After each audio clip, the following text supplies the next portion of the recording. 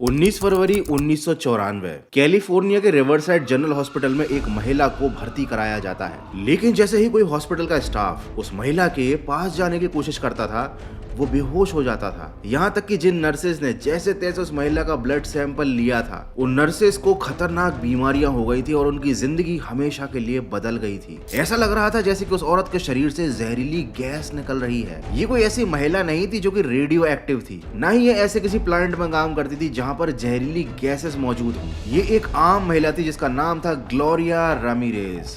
इसका नेचर बहुत बढ़िया था, हमेशा जोक मारती रहती थी, हर पार्टी की ये जान थी। अब तुम बोलोगे गौरव भाई तुम्हें उसके बारे में इतना कुछ कैसे पता? मुझे ये सब पता चला इंटरनेट से, क्योंकि भैया ग्लोरिया से तो मैं कभी जिंदगी में मिल भी नहीं सकता था। क्योंकि जब 1994 में उसको हॉस्पिटल में भर्ती किया गया था, तब मैं छोटा बच्चा था। एनीवे, अपनी बकवास को करता हूँ मैं बंद और बताता हूँ आपको कि एक्चुअल में उस दिन हुआ क्या। हॉस्पिटल का पूरा स्टाफ रामिरेज को जिंदा रखने की पूरी कोशिश कर रहा था, लेकिन हॉस्पिटल में एक ऐसी अजीब सी बीमारी फैल रही थी जिसकी वजह से ग्लोरिया के पास जाने वाला हर बंदा खुद ही बीमार पड़ जा रहा था। हॉस्पिटल में ग्लोरिया की बॉडी एक मौत की परछाई बन गई थी। लेकिन आखिर में इस ग्लोरिया के साथ ऐसा हुआ क्या था? और ऐसा नहीं है कि ग्लोरिया मर गई थी, ग्लोरिया अभी जिंदा थी। वो तो उसका ब्लड प्रेशर ऊपर नीचे हो रहा था, उसको सांस लेने में दिक्कत हो रही थी, इसलिए उसको हॉस्पिटल ले जाया गया था। लेकिन किसी को भी ये नहीं मालूम था कि ये जो केस हॉस्पिटल में आया है ना, ये दुनिया की सबसे ज्यादा टॉक्सिक लेडी का केस है। तो अगर तुम जेन जी से बिलोंग करते हो तो तुम्हें लगता होगा कि केवल रिलेशनशिप या पार्टनर ही टॉक्सिक हो सकते हैं, लेकिन आज के इस वीडियो को पूरा देखो, तुम्हें पता चल जाएगा कि इंसान के शरीर का जहर भी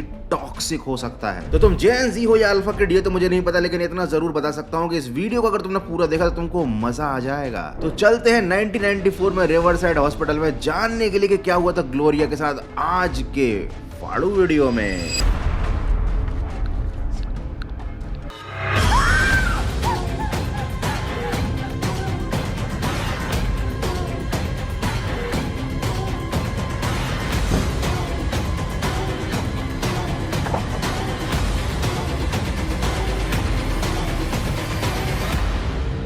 I want you to forget all this.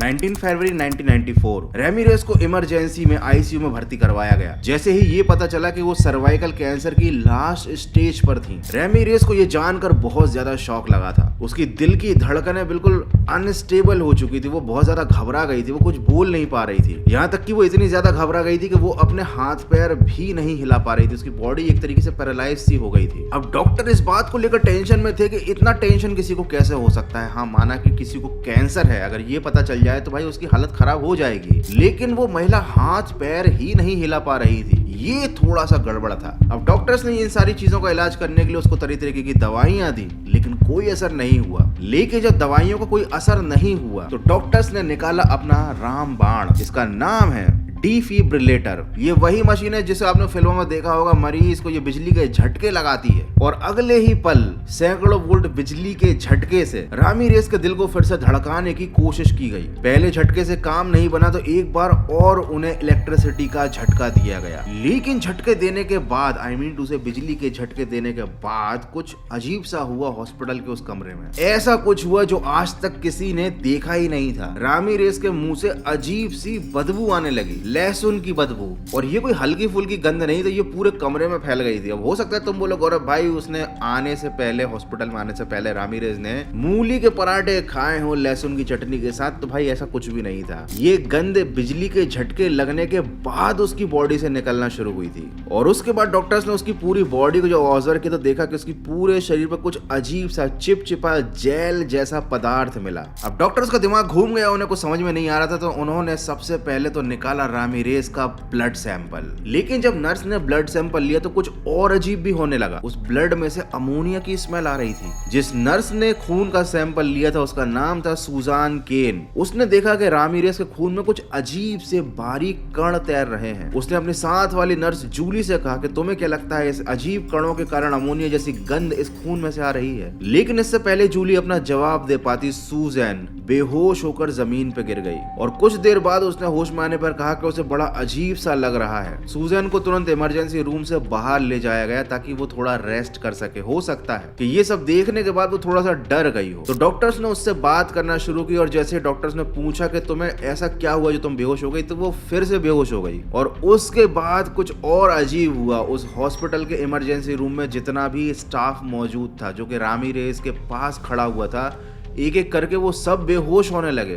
Doctor समझ गए थे कि इस रूम में जरूर कोई ना कोई जहरीली गैस है या फिर रामीरेज का खून इतना जहरीला है जिसकी वजह से कुछ तो अजीब हो रहा है इस कमरे में। उस कमरे में मौजूद रेस्पिरेटरी थेरेपिस्ट मारीन वेल्च भी अचानक से बेहोश हो गई। उस इमरजेंसी वार्ड को तुरंत खाली कराया गया और सभी लोगों को खुले मैदान में ले जाया गया। खुले मैदान से मतलब कहीं घुमाने नहीं ले गए, हॉस्पिटल के पार्किंग एरिया में उन्हें ले गए जहां पर उन्हें ताजी हवा मिल सके। अब माना कि रामीरेज की बॉडी के पास जो भी जाता था उसके साथ कुछ बुरा हो रहा था, लेकिन इसका मतलब ये तो नहीं था कि डॉक्टर्स उसको अकेला छोड़ देते। तो मजबूरी में कुछ स्टाफ को उसके पास रुकना पड़ा। इसके लिए स्टाफ ने पहना मास्क और पहनी एक पूरी किट। ये वो किट थी जो कि जहरीले रेडिएशन से बचाने के लिए यूज की जाती थी। उसके बाद 45 मिनट तक लगातार डॉक्टर्स ने कोशिश की ग्लोरिया को जिंदा रखने की, लेकिन किडनी फेलियर की वजह से उनकी मौत हो गई। ये किडनी फेलियर का मेन कारण था कैंसर, और चूंकि ग्लोरिया का कैंसर लास्ट स्टेज पर था तो डॉक्टर ज्यादा कुछ कर नहीं सकते थे। तो जो होना था वो हो गया। ग्लोरिया इस दुनिया से चली गई,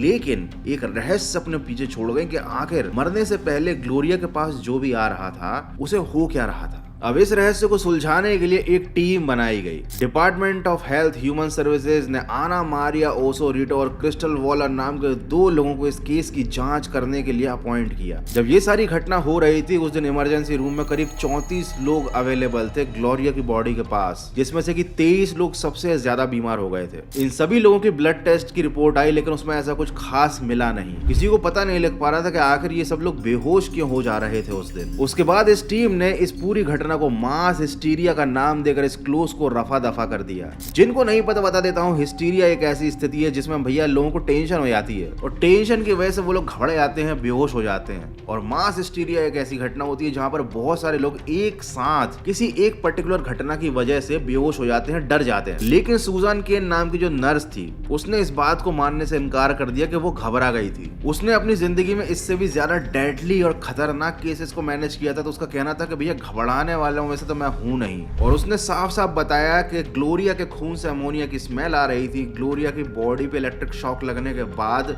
लहसुन जैसी स्मेल आ रही थी और ये सारी चीजें नॉर्मल नहीं है। और ग्लोरिया के खून के संपर्क में आने के बाद जूली नाम की जो नर्स थी उसको हेपेटाइटिस और एवास्कुलर नेक्रोसिस नाम की बीमारी हो गई थी। ये इतनी खतरनाक बीमारी है कि इसमें जो बोन्स के ऊतक रहते हैं ना, जो अब ऊतक को इंग्लिश में क्या बोलते हैं, Let me search on the Google.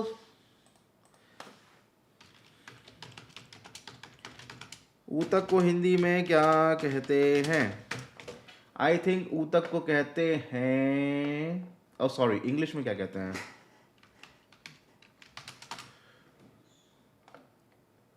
Tissues, bones के टिश्यूज जो हैं वो डैमेज हो जाते हैं इस बीमारी की वजह से। और जूली और सूजान किन का कहना था कि भैया ये बड़ी बड़ी बीमारी हमको हिस्टीरिया की वजह से नहीं हुई है, उस औरत में कुछ गड़बड़ थी और उसकी जांच होनी चाहिए। उसके बाद जब ये सारे इल्जाम लगने लगे तो फॉरेंसिक पैथोलॉजिस्ट की टीम आई। उन्होंने रामीरेज की बॉडी में एक अजीब सा पदार्थ पाया जिसका नाम था डाई मेथाइल सल्फ ऑक्साइड। इसको शॉर्ट में कहते हैं DMSO। अच्छा, ये DMSO जो है ना, ये एक पेन किलर वाली क्रीम में पाया जाता है और ये पेन किलर सबसे ज्यादा वो लोग लगाते हैं जिनको कैंसर होता है। तो चूंकि ग्लोरिया को कैंसर था तो अपने पेन को दबाने के लिए वो DMSO जैसी दवाई उस जेल को अपनी बॉडी पर लगाया करती होगी, ऐसा डॉक्टरों ने अज्यूम किया। और फूड एंड ड्रग एडमिनिस्ट्रेशन मतलब FDA के द्वारा ये दवाई अप्रूव्ड है। इसका स्वाद और इसकी खुशबू कुछ लहसुन जैसी होती है, लेकिन कई जगहों पर इस दवाई को बैन कर रखा है क्योंकि इसकी वजह से आई डैमेज हो जाती है। लेकिन रामीरेज को ये दवाई कहीं ना कहीं से मिल ही जाती थी। अब लहसुन की गंध का रहस्य तो खुल गया था, लेकिन अब ये पता लगाना बाकी था कि भैया कैसे स्टाफ के लोग बेहोश हो रहे थे, क्योंकि केवल लहसुन की गंध से तो कोई बेहोश हो नहीं सकता। तो फॉरेंसिक टीम ने पता लगाया कि जब रामीरेज को ऑक्सीजन दी गई तो DMSO ऑक्सीजन के साथ क्रिया करके DMSO2 में बदल गया और ये DMSO2 क्रिस्टल के फॉर्म्स में होता है और इसीलिए रामीरेज उसके खून में कण देखे गए, क्रिस्टल देखे गए और जांच के बाद पता चला कि वो क्रिस्टल जो थे वो DMSO2 थे। लेकिन मामला यही खत्म नहीं हुआ, क्योंकि भैया DMSO2 जो है ना वो कोई जहरीला पदार्थ तो है नहीं। कभी कभी तो DMSO2 दवाई के रूप में भी यूज किया जाता है। फिर फॉरेंसिक टीम ने दिमाग लगाया कि भैया बिजली के झटके देने के बाद से ये DMSO2 था ना DMSO4 में बदल गया, और DMSO4 होता है बहुत ज्यादा जहरीला। डिपार्टमेंट ऑफ डिफेंस की रिपोर्ट के अकॉर्डिंग 1987 की एक रिपोर्ट थी डिपार्टमेंट ऑफ डिफेंस की, जिसमें कहा गया था कि DMSO की 10 मिनट एक्सपोजर किसी की भी जान ले सकती है। और DMSO4 जो होता है ना वो हल्का सा टेम्परेचर बढ़ने पर फ्यूम में बदल जाता है, मतलब गैस में कन्वर्ट हो जाता है। तो हो सकता है कि ये DMSO क्रीम पहले तो DMSO2 में कन्वर्ट हुई, फिर बिजली का झटका लगने के बाद DMSO4 में कन्वर्ट हुई, और उसके बाद थोड़ा सा उसका हिस्सा फ्यूम में बदल गया, जो कि ग्लोरिया की सांसों के द्वारा बाहर आया। तभी लोगों को ग्लोरिया की सांसों से लहसुन की बदबू आ रही थी, और उसके बाद इस गैस ने जो कमाल दिखाया है वो तो आपको पता ही है। अब ये रहस्य तो सुलझ गया, लेकिन ग्लोरिया के घर वालों को अभी भी इस बात पर विश्वास नहीं है। उनका ये दावा है कि हॉस्पिटल में कुछ ना कुछ गोलमाल हुआ है, क्योंकि हमारी जो लड़की थी ग्लोरिया वो DMSO जैसी कोई क्रीम लगाती ही नहीं थी।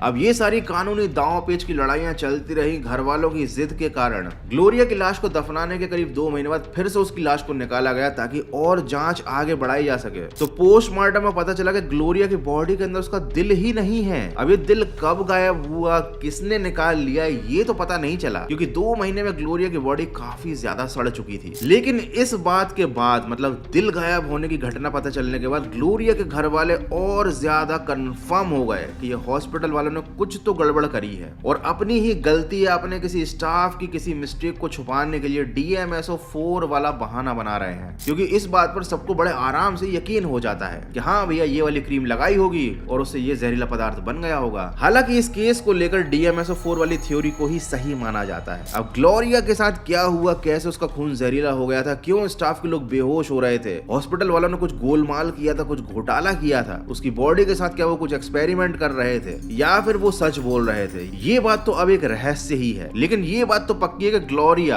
आज तक की सबसे ज्यादा टॉक्सिक ब्लड वाली लेडी है, और इस टॉक्सिक लेडी की मौत आज भी एक रहस्य है, एक मिस्ट्री है। मैं तो सच बताऊं, मुझे ये मेडिकल साइंस वाले और डॉक्टर के पेशे वाले लोगों पर बिल्कुल एक कौड़ी का भरोसा नहीं है। लेकिन क्या करें, जब मजबूर होते हैं तो डॉक्टर्स के पास हमको जाना ही पड़ता है। तो डॉक्टर के पास तो मजबूरी में जाते हो, लेकिन गौरव भाई के पास तुम खुद अपनी मर्जी से आना, क्योंकि अगले थर्सडे को मैं लाने वाला हूं इस चैनल पर एक बहुत ही फाड़ू video. So that's it for today भैया। अगर ये वीडियो तुम्हें अच्छा लगा तो वीडियो को लाइक कर देना, और हाँ, इस चैनल को सब्सक्राइब करके जरूर रख लेना। मैं जा रहा हूं अपने ब्लड की टेस्टिंग कराने, तुम लोग तब तक अपना ख्याल रखो। मिलते हैं अगले एक और फाड़ू वीडियो में।